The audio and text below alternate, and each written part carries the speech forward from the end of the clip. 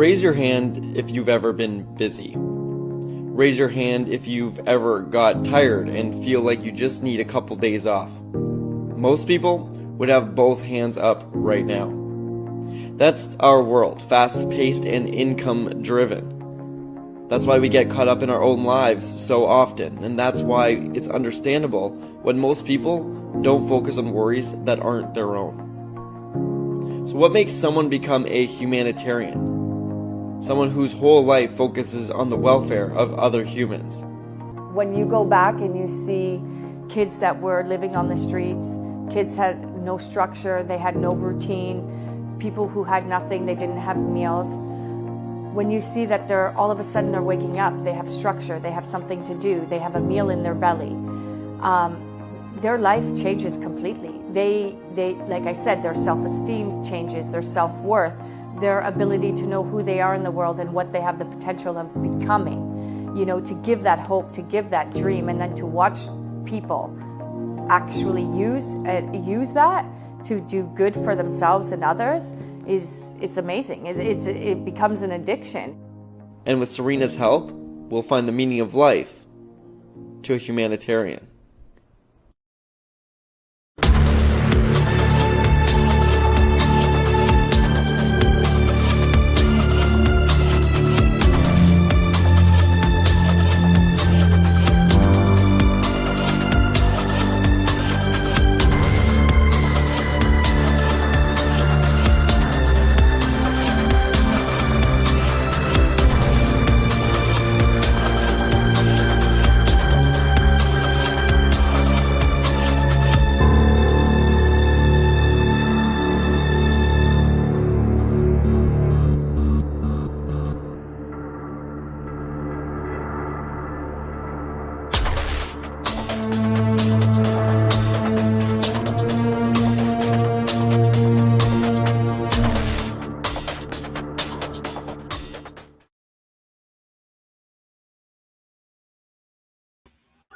Good morning. Bonjour. Comment ça va? Et toi? Ça va très bien. Ni hao. Hola. Ohio. Bienvenue. Wan Ying. Bienvenidos. Yo koso. And welcome. Welcome to another exciting episode of Gem Hunter Stories. My name is Barry B. Mixon, and I am a gemological storyteller.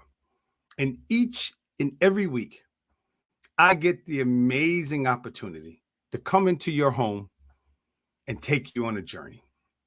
The places you've never been before, to hear stories you've never heard before.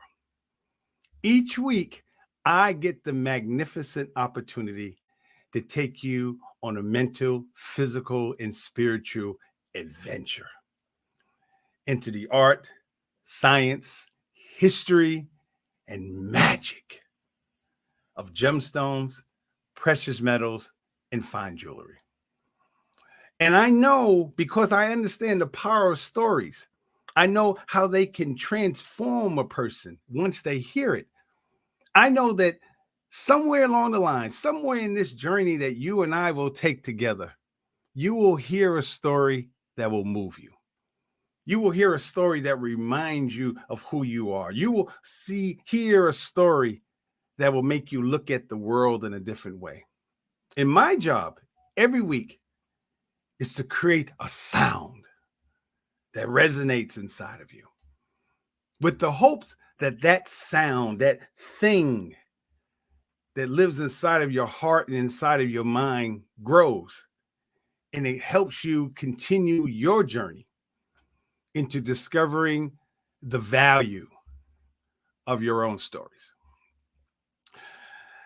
I'm really excited about today. First of all, let me share with you, when I talk about discovering the value of your stories, this is a continuation, as I told you, this is a continuation of our celebration of Black History Month.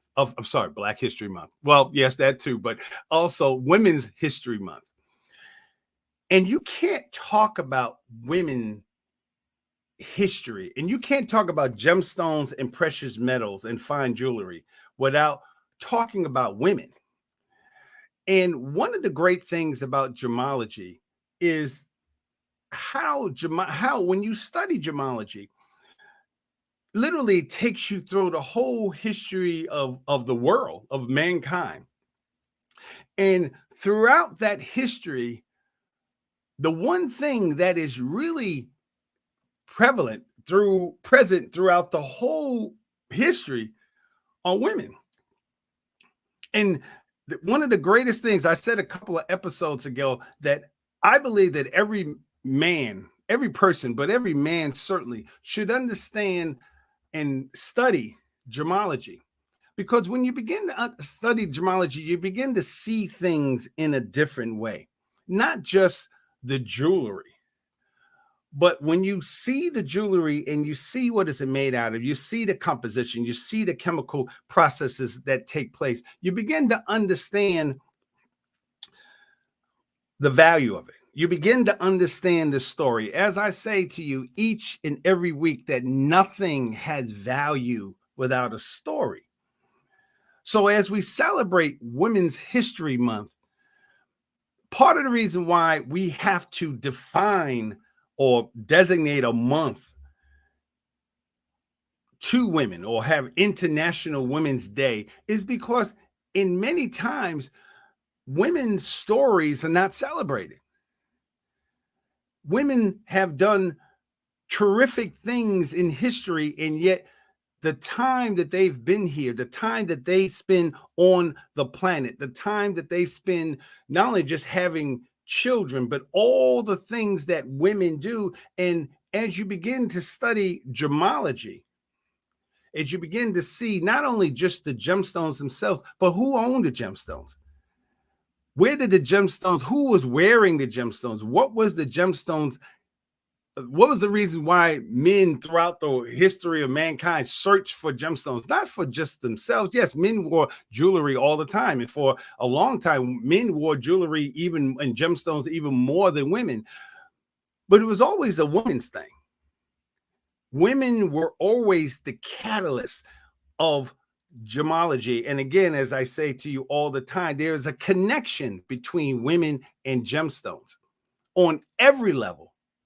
So I wanted to do something special today, not only for Women's History Month, but because of what it means to be a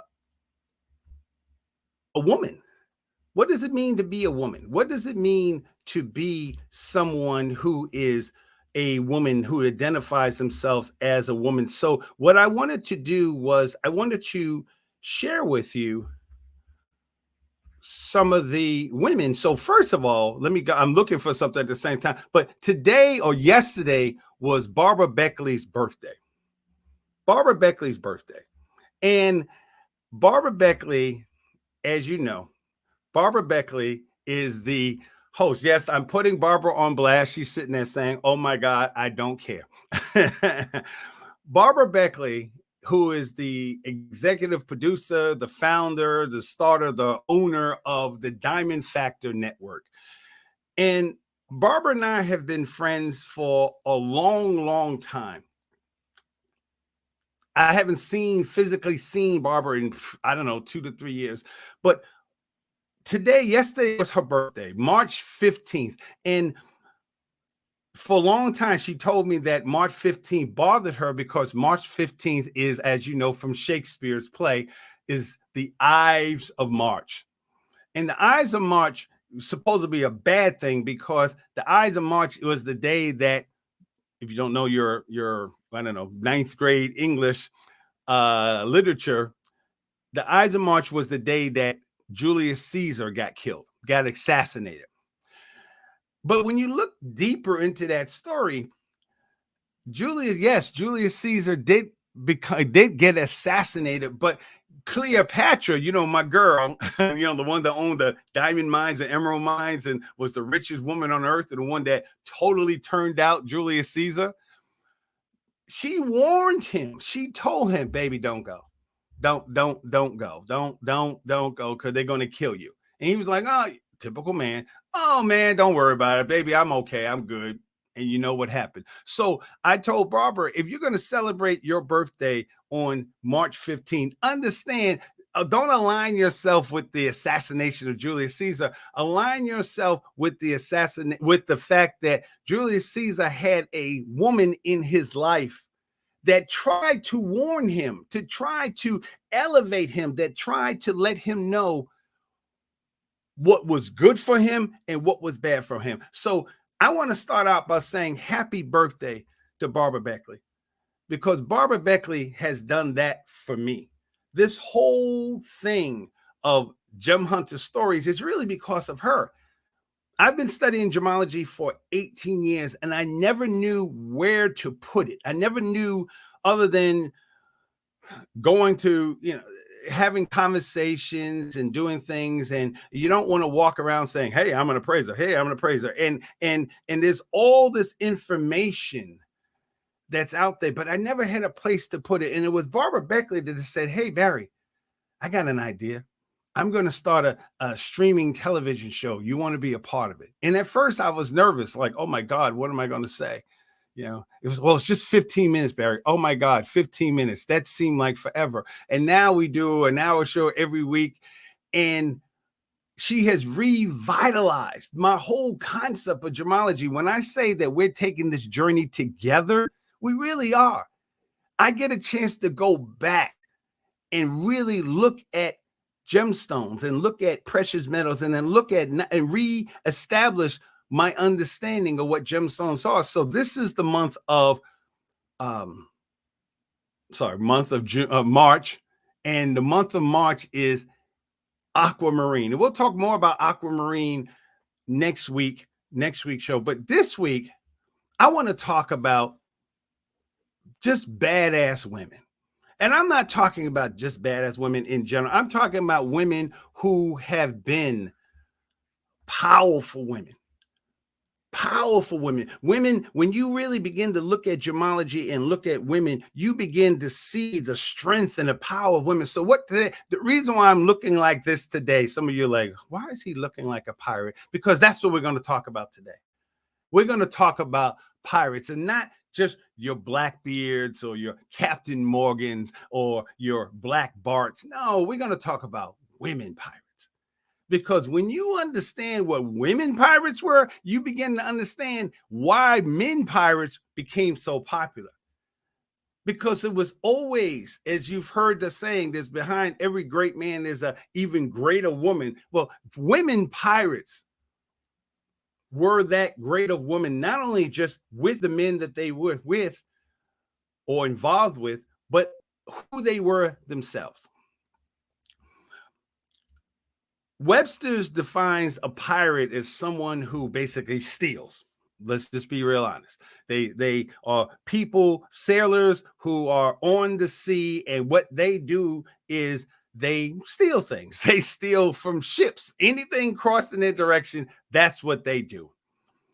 And most people who were pirates, you have to understand that piracy back, especially the golden age of piracy, the 16th, 17th century, most people didn't become pirates because they said, Mom, I just want to be a pirate when I grow up. No.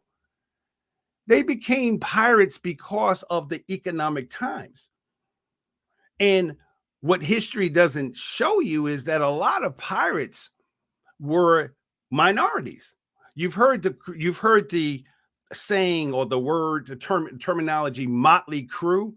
Well, motley crew really speaks to a pirate ship, because pirate ships had people from all nationalities. Pirate ships in the 16th, 17th century was really the definition of democracy, because on a pirate ship, you can have people who were Native American, you can have people who were slaves, you can have people who were African, you can have Irish people, you can have people from all over the world coming together on this ship, and they had to learn how to work together.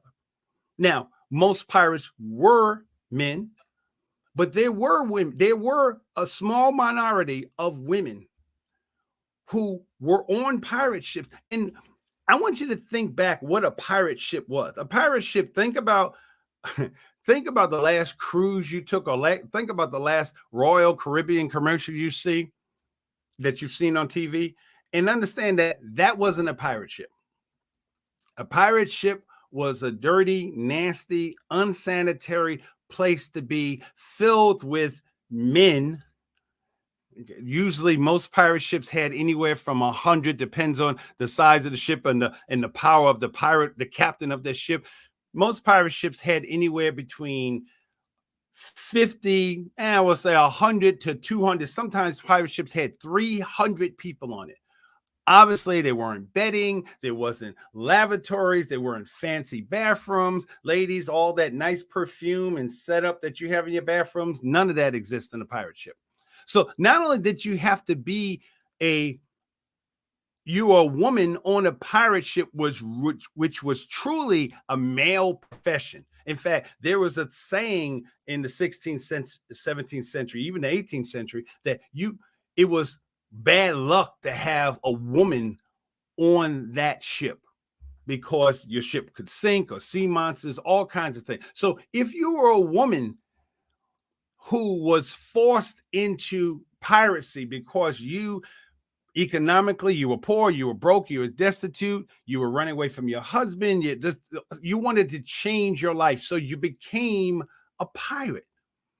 So a lot of women had to disguise themselves before they were able to get on a ship. And when you read that, you begin to truly understand the power of women. First of all, you have to, as a man, you have to get to the point, we as a world, men, and have to understand that the equality that women want, whether it be the women's movement or hashtag Me Too, it's what they deserve. It's what they've earned throughout history. This is not just me feeling, oh, Barry is, pro women or whatever. It's right there. It's right there in black and white. And that's what we're going to talk about today. Because Barbara Beckley, my boss, and she doesn't consider my boss, but as far as I'm concerned, chain of command. She has started this network. And Barbara Beckley represents so many of the women that we're going to look at today. Because when you look at a lot of women, they're not necessarily, they don't come off as, oh, you can still be tough and feminine. You could still be educated or elegant and kick butt. When I met Barbara Beckley years ago as a Toastmaster, Barbara was shy.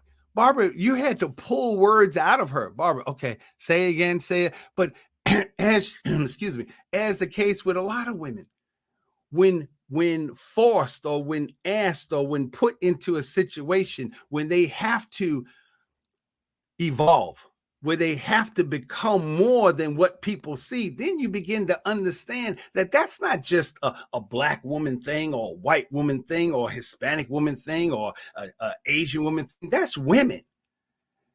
That's women. So I'm going to take you through 10 women, 11 women, including Barbara Beckley, that you'll understand, like, dang. So I'm dressed like this, one, because it's my show and I can look like a pirate. And what other place chance to look like a pirate?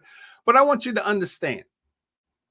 I want you to see the world in a different way,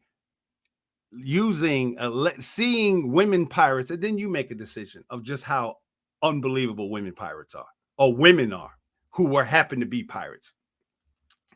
So a couple of things I want to deal with. This is what pirates would actually, the skull and crossbones, or what they call the Jolly Rancher, the Jolly Rogers, the Jolly Rancher, the Jolly Roger. The Jolly Rogers was a actual flag that pirates would use.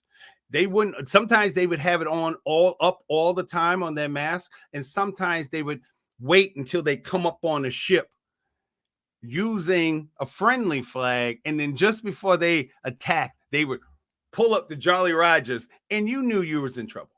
You knew you were in trouble. You knew. It's kind of like nowadays you come into a store and just like, this is a stick up. Even though nowadays they just shoot, but back in the day there was some honor. So this is a stick up. This is a robbery. So this is what you would see. And pirates had different logos, different flags to represent who they were. So let's deal with the first one. So Anne de Leveux de Graff. She was actually a French pirate. She was a French pirate she had what was so amazing. She had several children. And this is another thing that you'll see. Women, if you didn't understand that women can multitask, you'll understand this once I finish it, because most of the women that we're going to talk about had children, and they were good moms. They were there. They took care of their kids. They took care of their house. They took care of their husband in a variety of different ways, okay, depending on how the husband acted. And then they went out and they were captains of pirate ships. And I want you to understand, ladies who work in male-dominated professions, or women who are working in offices that are filled with men, and you have to deal with being a woman in this profession. This has been going on for hundreds of years. This has been going on for thousands, since the beginning. Piracy, as soon as men started ships, there was piracy. So Anne de Leveux de Graff was a pirate. She was a captain of a pirate ship. She didn't start out like that. She got married. Her first husband died, and then she had one child with that husband. Then she got married again, and that husband died as well. So she got with, and then actually, let me tell you how bad she is. She got married to her second husband, and her second husband was killed by, he had a duel with this other man. His last name was de Graff. So he killed Anne's second husband. Anne was upset. She was pissed. So de Graff liked Anne, because Anne, a lot of the women pirates, not only were they tough as nails, I mean, just true ass kickers. And I know this is a family show, but I got to say it. Okay. But they were beautiful. They were feminine at the same time. And de Graff fell in love with Anne, and he insulted her by basically saying, you know, I killed your husband, right? So Anne said, really? So she had a duel with this guy to basically revenge the death of her husband, the murder of her husband. And unfortunately, you know the saying, don't come to a gunfight with a butter knife. Well, de Graff came to the duel with a knife, thinking that Anne was just, you know, he didn't really want to get in a duel with a woman because she's a woman, and I just want to cut her a little bit, just scare her. Well, Anne came with a pistol. She came, and de Graff was so impressed with her, he said, will you marry me? While she had the gun in his face, ready to shoot him. And that's how they wound up getting married, because she said, well, okay. He said, before you shoot me, can you marry me? I love you. Don't marry me. Don't shoot me. Marry me, and I'll bring you onto my ship. And she was like, okay, that was a good deal, because right now, you know, being a woman in the 17th century, you know, there wasn't a lot of opportunity. So she took that opportunity, married him, and they sailed the Europe, plundering and pillaging villages, and of course different ships, with her husband. In fact, until her husband eventually died, and then eventually caught her. But that's what she did, and she ran the crew. A lot of the times the women would literally run the ship. The captain of the ship would direct where the ship was going to go, pick out the targets, but it was the women pirates that organized it, that made it all work together. Kind of like what happens today, kind of like what happens with this show. Oftentimes Barbara will say, I'll say, Barbara, how you do this? And she's there. So Anne was one of those, and you'll see another common theme, the expression ride or die.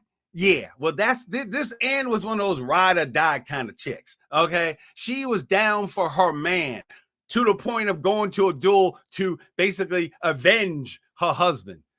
And wind up marrying this other guy. So that was Anne, a French pirate. And I want you to understand that lots of times these women either had to hide that they were women. Think about that for a second. Women, think about all the things that women have to do. hygiene wise, everything. She had to hide the fact that she was a woman and still do all the stuff that pirates do, because on a pirate ship, you had to either you stepped up or you got kicked off. Literally, you got kicked off, you got left, you got marooned, you got thrown off the ship, you got killed if you could not be a pirate. So another common theme is that not only were women pirates, but they were lots of times even more pirates than the men that they either worked with or the men that they were in charge of. So that's Anne. Anne was our first French pirate. Oh, not our first, but one of the famous French pirates. So bonjour, Anne. So our next pirate is a very famous pirate, Mary Read. Mary Read grew up in she was an older sister of she had a half brother. Her half brother died. Now there was the father died, so they was getting money from the aunt or the grandmother, but the grandmother hated boys. She hated boys. She only loved little girl. I'm sorry, she hated little girls. She only loved boys. And so the only reason why she was giving money was because of Mary's half brother. So when the half brother died, the mother was faced with a dilemma. Like, we're not getting any more money. So what she did was she dressed Mary up as a boy. And Mary was very, very good at disguising herself as a boy. Nobody knew that she was a girl. She got with this man. Where did she move to? She moved to Bahamas. She moved to the Bahamas with her husband, who was a lawyer, and she fell in love with a very famous male pirate called Calico Jack. Jack, what's his name? Rackham. She fell in love with him, left her husband. I guess maybe he was boring or whatever else. She left her husband and sailed the 7 seas with Calico Jack. And she was bad. She was bad. She took no prisoners whatsoever. I love this photo because this is Mary kicking somebody's beep-a-doo-beep. And the last thing that she was known to do, because usually these guys would fight her thinking that she was a small man or something like this, she would kick their behinds. And just before she did them in, she would show them who she was. That like, not only did you get your butt kicked, but you got your butt kicked by a woman. Now what? Okay.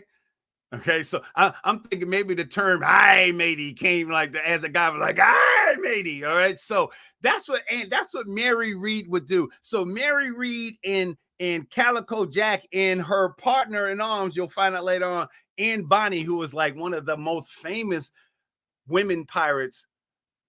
They were awesome. They ruled the Caribbean.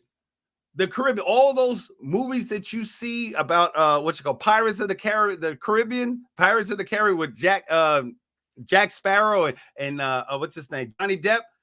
Mary was a part of that. Mary was a real person who was a part of that. So that's Mary Read. Mary Read was she Irish? I think she was Irish.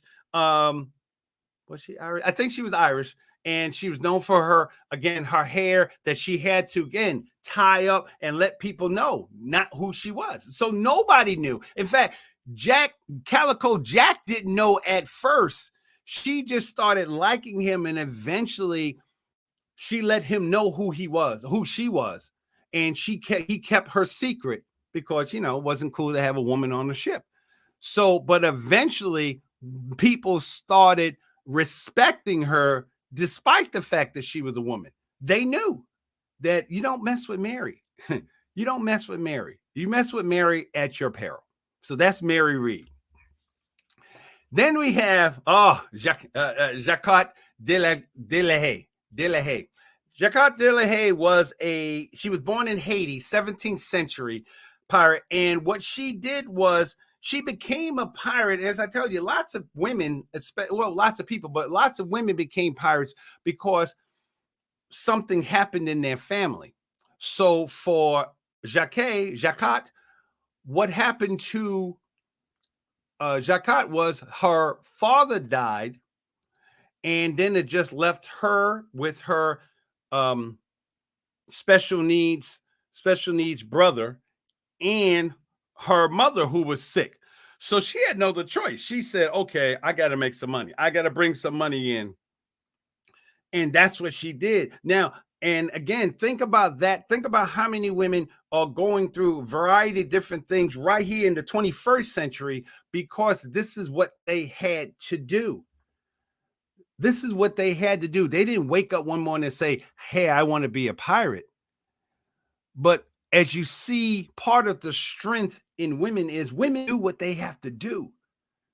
So if they got to rob and steal and kick butt for a living, I'm not saying that that's right, but that's what she had to do in order to survive. And because women will oftentimes say, okay, if I'm going to do this, I'm going to be the best at it. That's what she did. She sailed all through the Caribbean and she was just kicking butt. She was kicking butt. This is the thing. This is the thing with Jacquot. Jacquot was from Haiti, and she was mixed between French and Haitian. So she had, her skin was dark, but at the same time, she had red hair. This is not an accurate picture of her. I just wanted to show just a woman, you know, a sister of color with a sword in her hand. That should be enough. But Jacquot had really red hair, and she was so infamous. Everybody, the whole British Navy was looking for her. So what she did, and of course she posed as a man. She posed as a man. So all they knew was that they were looking for a man with red hair. Jacquot faked her death. She faked her death. She laid low for a while, and then she came back a couple of years later. People recognized her or understood that that was the same, that was Jacquot, the same guy that, like, Jacquot's a woman for real? Like, she was doing all this shit. So when she came back, the identifying feature that she had was her bright red hair. So they called her nickname was Back from the Dead Red. That was her nickname. And so she was awesome. Again, you know, eventually she died. She got shot in a gunfight protecting an island that she had discovered, or that was her hiding place, and they eventually found out where. So she got cat and killed. But that was our Jacquot from Haiti, a literally one of the women of color who were pirates. And again, because of history, because of what men do, whether it be with Cleopatra or with most of the women here that are pirates, the reason why you don't know it or it's not illustrated is because you don't know their story. You don't know their story, so therefore you don't know their value. You don't know what they have done. And once you understand someone's story, what happens? Their value increases. And I'm going to say that again and again and again. Why? Because I want you to look at your value. I want you to look at what you bring. You may, just like Jacquot, although she did what she did in the 17th century, you don't know her. But it doesn't mean that she didn't do what she did. It doesn't mean that she did not exist, and due to the time that she exists, that she was on a whole nother level. So I know I'm real excited, but we got to pay the bills. So I'll come back to you after our sponsors.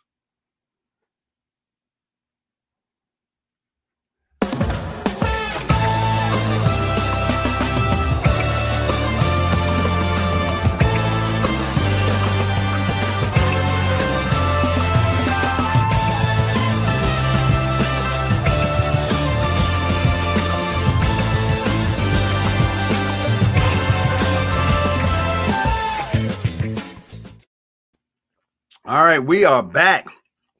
And as you can see, Barbara, thank you for the commercial. You see how many things women have done that, again, you didn't know. You didn't know a woman did those things. So that's what we're celebrating today, Women's History Month. So let's continue on. Let's continue on with the whole, let's go to the next slide. Okay, Sayadid Arahura. She was a pirate queen. Most of you, or some of you, have heard of the Barbary pirates. You might have heard of Barbarossa, whether it be from the Pirates of the Caribbean movie, but Barbarossa was, and we'll do a whole thing on men pirates as well, but Barbarossa was like, he was the Michael Jordan of pirates. I mean, he was just awesome. People feared him. They ran the Mediterranean. And Sahadid was a queen who had in Morocco. She had a country in Morocco that she was the queen of, and she was an ally with Barbarossa. She was an ally, Barbarossa, and she ran things. She was in charge. She literally just controlled the whole western part of the Mediterranean. And she was taking on Romans, like the whole Roman Empire. In fact, the Romans tried to make a deal, a truce with her. They sent 2 emissaries to have a conversation with her. Sahadid was so bad that I guess one of the emissaries insulted her, so she just took off his head and then sent the other one home with the head back to Rome and said, tell your people no. So Rome and the Barbary pirates, or the people for the tribes of Morocco, went to war because of this woman, and no one was upset with her because she was defending. She was Muslim, and she was upset because of the infidels, the Europeans, coming into her. So that's what she did, and she ruled for, I think, about 20 years. 20 years of being a badass pirate. That's what she did. And she still ran her country, had her children, and still ran her ship as a pirate queen. Next one. One of the fun things about gemology or studying history is you begin to see things that you didn't see before, and you're like, oh my God, because I mean, look at this picture. When you have a statue, when someone makes a statue of you carrying a battle axe, you know you bad. She was called Jean de Clisson, okay? Jean de Clisson. Jean de Clisson was she was also, what was she? She was from Brittany. She was from Brittany. In fact, she was called the Lioness of Brittany. And her husband, de Clisson, was executed for treason. And Jean didn't agree with it. Jean said, that's some bull, man. My husband didn't do that. So she literally, once her husband died, she took all the money that she had, she sold it. She sold all her stuff for the money, and she bought 3 warships.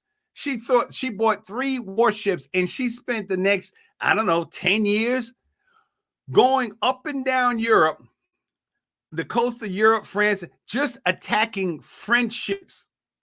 She attacked only French ships, and she literally, when she would get on the ship, she'd kill everybody on the ship. Like there was nobody. She was the lioness of Brittany. What else did she and she did it so long that she was so good at it, she retired. She did everything she did. There was nothing. The English liked her because she was taken out. This is when the England and French was going to war, which was like all the time. So the English liked her. They kind of sometimes helped her out. They supplied, sometimes they would send her on missions to take out French ships. And you got to understand, this is the 17th century. Women were not respected on really kind of any level, but yet Jean was so bad that, and what they don't show on the other hand is she had a sword in one hand and a battle axe on the other hand. Yeah, like that. And that's what she did. She was a mother of 5. She was a mother of 5 kids. So you're talking about multitasking? Yeah. Hunt, mommy, where you going? I'm going to go kick some butt and I'll be back, baby. All right. Don't forget to take care of your brother. Okay. See you soon. That's what their conversation was. Come back, blood and everything else. Yeah. And so she retired and married a British gentleman and lived the rest of her life in peace. The Lioness of Brittany. There you go. Then we have Rachel Wall. Rachel Wall was the first, pretty much one of the only American not only, I'm sorry, there's another one, but she was one of the first American pirates, American women pirates. She she lived in Massachusetts, and she got with her husband. She married her husband, and her husband, George Wall, was a small-time pirate. So her and her husband got together with a couple other guys and said, you know what? Let's just become pirates. They bought a ship, and they just sailed up and down the East Coast of the United States, plundering and pillaging ships that were passing by. And she did a really good job. She was in control of it. Her husband gave her control of the ship, and the men respected her. Look at that picture. That was what was like. These hard men. You got to think. These were pirates. Pirates were not gentlemen at all for the most part. They were hard. They stank. They didn't brush their teeth. They funky, everything else. So you're a woman on a ship with two, and her ships were big, she had I think 150-man crew, and yet she was the baddest person on the ship. She was cold. She was so cold and so dangerous that when they eventually captured her, they hung her. She was in fact the last woman to ever be hung in the state of Massachusetts. That was Rachel Wall, a pirate. Then we have Grace O'Malley. Grace O'Malley was, or they called her Grace the Ball, because Grace the Ball, she had beautiful red hair. She was Irish. She had beautiful red hair. She was one of the few pirates that she was born into piracy. Her father was a pirate of some note. He was a chieftain. And so he raised Grace basically to be a pirate. She loved the sea, and she made her father teach her everything he knew about being a sailor. So she sailed. She loved the sea, but her father never wanted her on a pirate ship. So what she did was she cut off all her hair. That's why they called her Grace the Ball. She cut her hair really, really short and posed as a guy. Got on a ship. Once she proved herself, then people knew, oh, that's Grace. That's Grace. That's Grace. And she eventually just got up there and she fought. She fought people. She went up there. She was ruling. She gave the English a really hard time. She was so cold that one time the English were after her, because the English and the Irish had a whole history of death and destruction and war and battle and stuff. The English wanted her badly. This is when Queen Elizabeth was in charge. Queen Elizabeth I. Queen Elizabeth was kind of cool with her because she was a woman, a strong woman like herself. But there was a lot of guys that didn't like her. So what happened was, one of the governor who was in charge of Ireland didn't like her at all. One, he didn't like Irish people. Two, he didn't like her because she was a woman. So the governor's brother found Grace's brother and killed him, lured him in with cattle or something like this, a cattle deal, lured her in, killed him, murdered him. Once Grace found that out, Grace turned around and found out where the governor's brother lived. In fact, that whole family that was after her, it was like the mafia. That you talk about the mafia back in the day. She was like this. She ran her ship like the mafia. So she literally went back, found the guy that killed her brother, killed him, his whole family, and his father, and took his castle for herself. That's Grace. That was Grace the Ball, and she was bad. And she had 4 kids, 2 girls and 2 boys. Yeah. That was Grace. That was who she was. So and she was beautiful. She was known. And when you go to Ireland, and I saw different monuments to this woman when I was in Ireland, I saw different monuments to her, but I never realized it's amazing to actually, again, understand the story. So here was this picture of a face, and then you understand the story of it. And now the value of who that statue I saw, now you truly understand the value of it, because that was who Grace O'Malley was. A pirate. Next, Anne Bonny. Anne Bonny was one of the pirates that a lot of people know. Anne Bonny, she again was dressed up. She was raised a lot. Her story and Mary Reed's story is very similar. Both of them were, Anne was actually even more kind of abused as a child, as a young, so she became a boy in order to deal with some of the abuse. But she was actually the daughter of an Irish, what was he? He was a lawyer. He was a lawyer. And she again, she fell in love with Calico Jack. In fact, she was involved with Calico Jack before Mary did. In fact, when they found Mary, it was Calico Jack. Mary was in the Caribbean. After her husband died, she went to the Caribbean. So she was sailing around. Mary's ship was taken over by Calico Jack and Anne Bonny. Mary was still in costume. She was still disguised as a boy. So, of course, oftentimes pirates would replenish their crew by going onto a ship and then giving the people a choice. Either you become a pirate or you die. So they gave Mary that choice. Mary was like, hey, I was a pirate, so we cool. But she was still as a boy. Once she proved herself, they brought her on. But it was Anne that found out, you're a woman, aren't you? And she was like, yeah, don't tell nobody. And so Mary and Anne, you talk about sisterhood, they were together. So Mary, Anne, and Calico Jack was just kicking butt all through the Caribbean. All throughout the Caribbean, that's what they would do.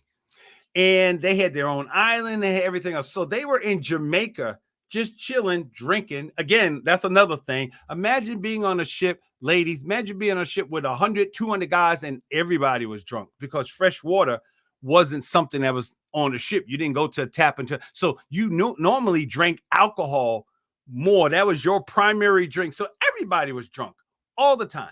So imagine being with nasty, funky, unshaven, unclean, uncouth, uneducated men who killed for and stole and killed for a living. You're a woman in that situation and you're better than all of them.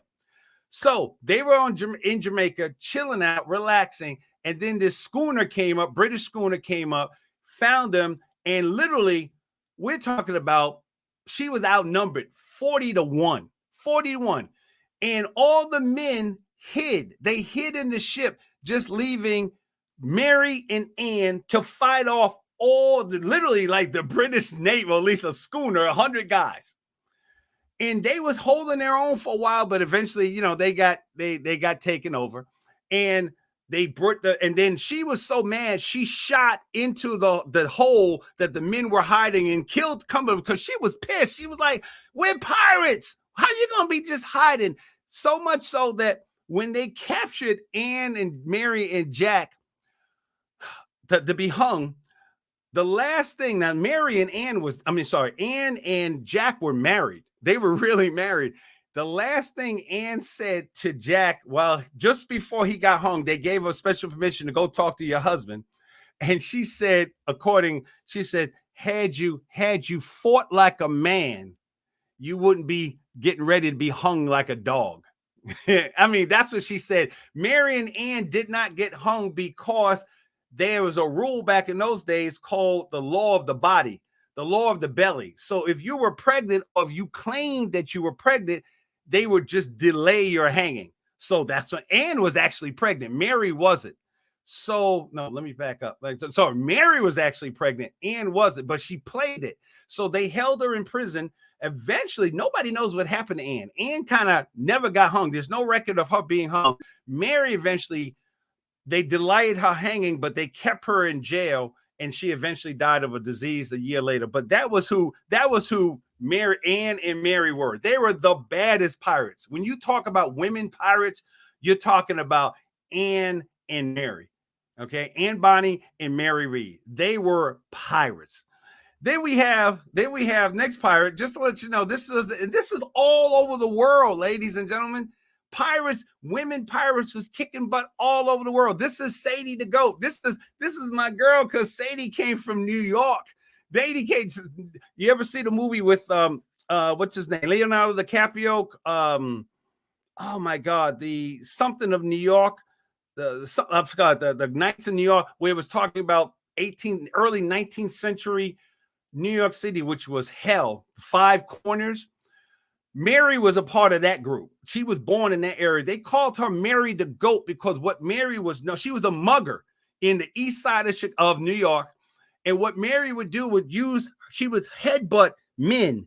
She would mug men by headbutting them. And she was so careful with it because she made sure she only used the crown, which is the hardest part, the crown of her head to headbutt them. And then she would usually have her accomplice, who was a guy, who would hit him on the head with a bat or use a slingshot, knock him out, take their money. So Anne was called a river pirate. So I'm sorry, Anne. Sadie was a river pirate. Sadie would go up and down the Hudson River, robbing farmhouses, ships that was on the way.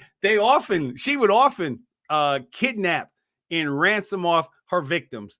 That was Sadie the Goat. Eventually, she came back to New York because she got into a big fight with another equally powerful woman. She wasn't a pirate, but she was a badass. She got into a fight, actually lost an ear, but eventually Sadie, once she gained her reputation and everybody knew who she was, she came back, made a truce with this woman who was named Meg, and she did what she did. She did what she did, and this is who Sadie was. And Sadie had a whole crew. She had a whole crew of guys that was under her command, robbing and stealing and surviving in the 18th century. That's what they did. Sadie the Goat. Okay, love it. Love it. Sadie the Goat. And that's the amazing thing about gemology, because again, what were they stealing? The pirates stole everything, but mostly they stole diamonds, rubies, emeralds, sapphires, pearls. They stole jewelry.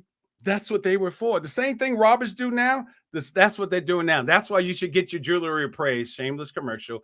If you need an appraisal, you should get it done by a professional appraisal, because there are people out there, the Sadies, the Anns, the Marys, the Sadie, who will steal your jewelry because jewelry was valuable then. It's jewelry now. Gold is $2,000 an ounce.